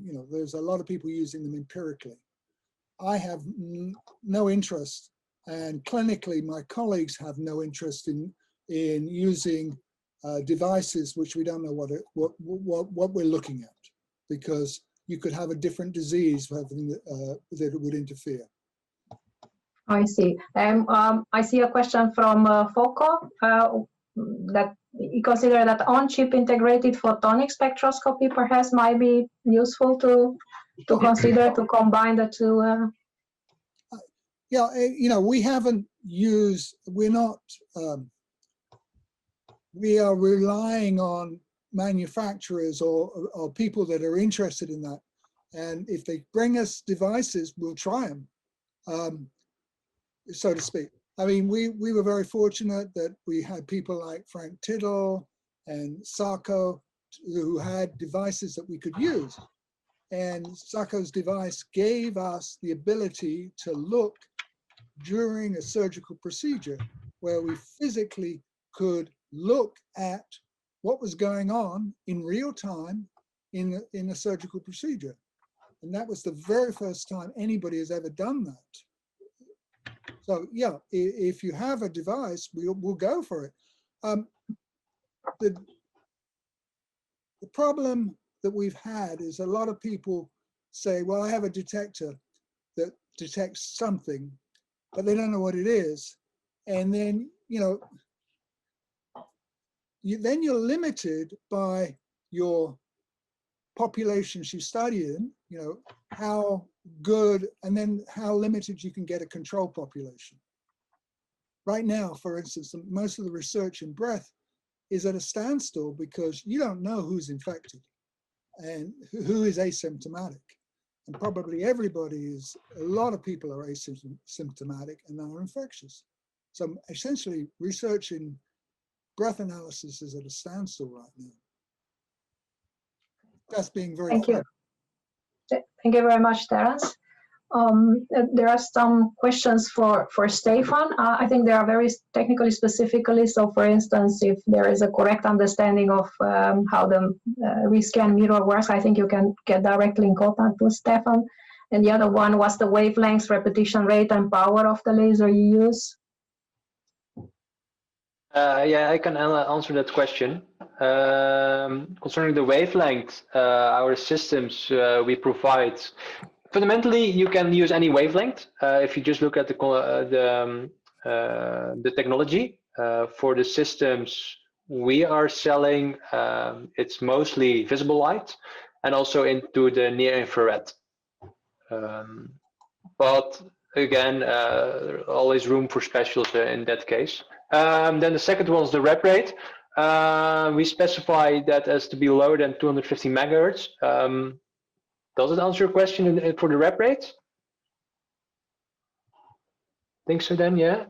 And the laser power, we have performed measurements that our laser power was below a microwatt, but typically like microwatt range.